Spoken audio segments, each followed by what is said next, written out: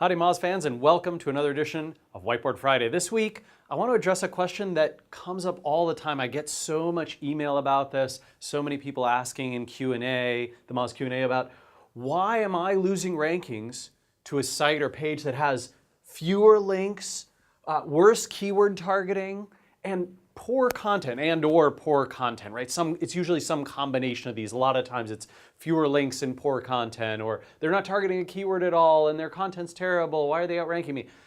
And I want to try and address why that might be happening for you, because it's such a common theme. I think as SEOs and marketers, we're trained to look at the data, right? We look at who's ranking for chicken coops, and we see these three results and we go and check, okay, how many links does the site have? How many links does the page have? What's the page authority? What's the domain authority? What does the anchor text look like? Is it an exact match domain? And maybe it's getting some domain biasing from that, or those kinds of things. And then when we don't see one of those patterns that we're accustomed to, we go, why is that happening?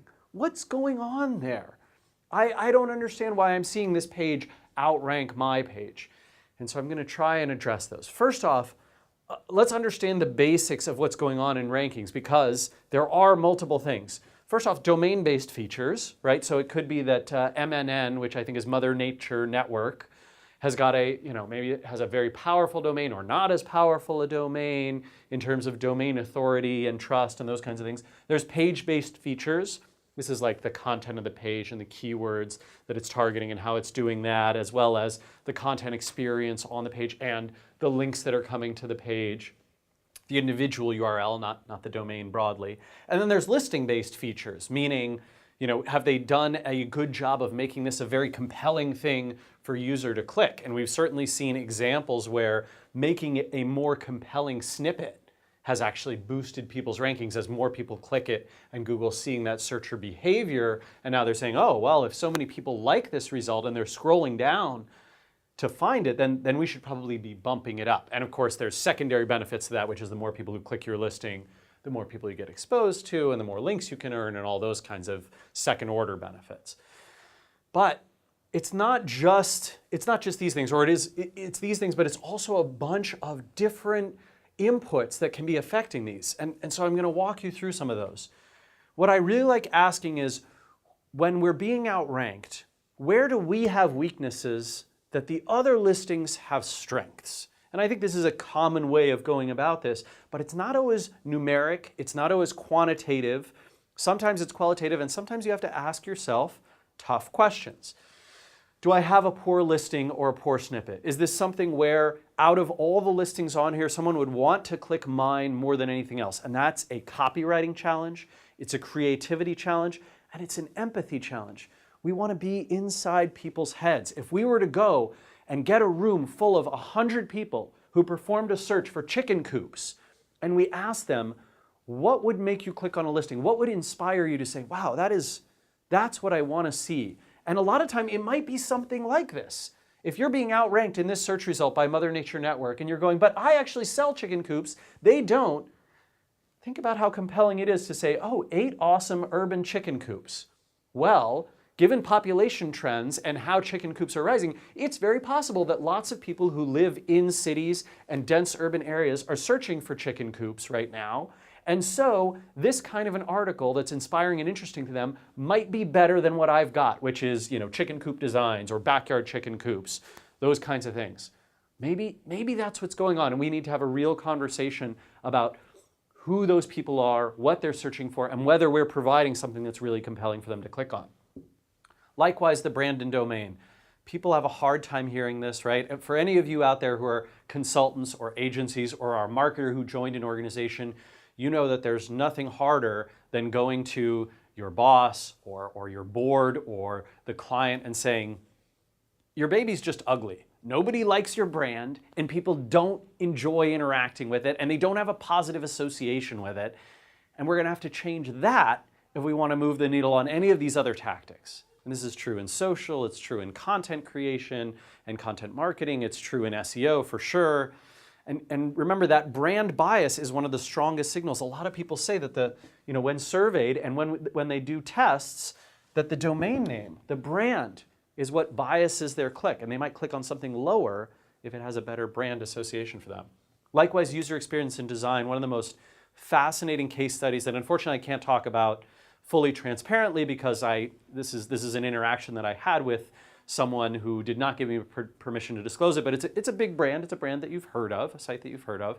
And they had this experience where their user experience changed at one point, and they made a conscious decision to change it, and it was providing sort of a worse experience for people coming to them for search results, but they were getting a higher conversion rate as a result of how they changed the experience.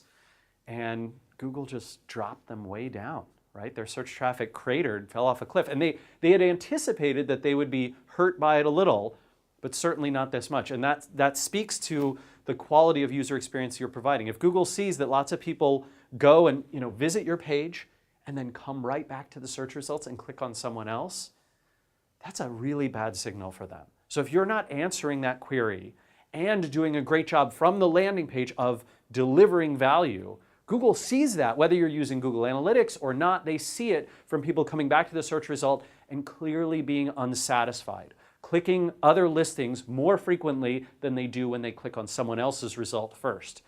That tells Google you're not the right match. And so you want to make sure that you're delivering that sort of user experience. Another thing that I see sometimes is people saying, I have more links from more linking root domains to my page than they do. Okay, but let's examine a bunch of things about citations. And I don't just mean direct links, I also mean mentions, right? Brand mentions and brand association mentions. And I also mean things like social shares and social mentions, because remember, these are all being taken into account either as a first order direct impact or a second order effect. And so I like to ask about quality. Are those coming from high quality sites? Are those references high quality? Are they really saying this is a good place to go for this? Because remember, Google has started using things like sentiment tracking and sentiment analysis to determine, are people really pissed off at this brand? If so, that's not actually a mention that I want to make them rank higher. I'm looking at quantity, and that's certainly something that all of us can track pretty easily. Variety. This is one that's tough for people, right? What they see is, hey, everyone out there is linking to me. Well, are they all exactly the same kind of stuff, right? Like no news sites are linking to you, no blogs are linking to you, no social shares are coming to you, but a bunch of small business websites that use your widget on their page, right? Maybe you've got some sort of a tracking widget or you have a WordPress plugin or something like that, but there's no variety. Everything that links to you is of one particular kind. And years ago, this tactic totally worked. Now it's much tougher. If you don't have that broad sentiment of lots of people saying nice things to you and lots of kinds of people saying good things about you and linking to you, it can be tougher to win. And also acceleration rate. Sometimes I see folks who've got, they have a really strong site, really strong page, and they're seeing someone with only a few links who's relatively new popping up, and they go, what's going on here? How are they getting so far ahead of me? And the answer oftentimes is, well, their acceleration rate is higher, right? You're growing links at sort of this rate, and they're growing links at this rate. And even though you might be up here in terms of links and they're way down here in terms of links, that growth rate is something that's taken into account, especially if it's coming fast and furious, because it suggests to Google, this is really interesting right now. Lots of people might be interested in this today, this week, this month. Next, I look at content quality and usefulness. And when I'm addressing that, I want to know, does the content address the searcher's intent? One of the challenges that people have a lot of the time is when they've got commercial products especially. So for example, let's say that you are selling backyard chicken coops, right? You're competing with folks like Williams-Sonoma and backyardchickens.com, and you see content outranking you, you've got to be realizing, oh, there's a lot of people who are not looking to buy this product, but are merely interested in setup and design and learning more about it. Can I offer that educational or resource-based or news-based or just design-based type of content as well? Should I be blogging about this in addition to having my commercial page about it? And maybe both of those can help me perform better in the search results. Does the content provide greater unique value than anyone else? And I actually did a whole Whiteboard Friday on providing unique value.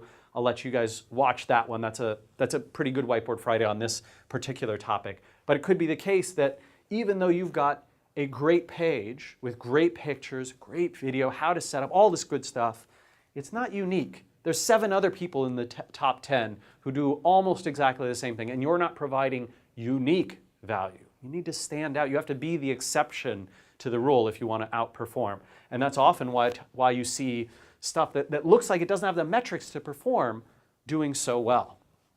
Last thing, ask a little bit about results biasing. Remember that if you're doing a search, right, if I'm doing a search from Seattle, Washington, I might see a lot of Seattle-based and local companies in here, even if it's not the maps and local results, because that local impact, right? Google knows where I'm coming from, where my IP address is. If I'm using a mobile device, they know nearly exactly where I am.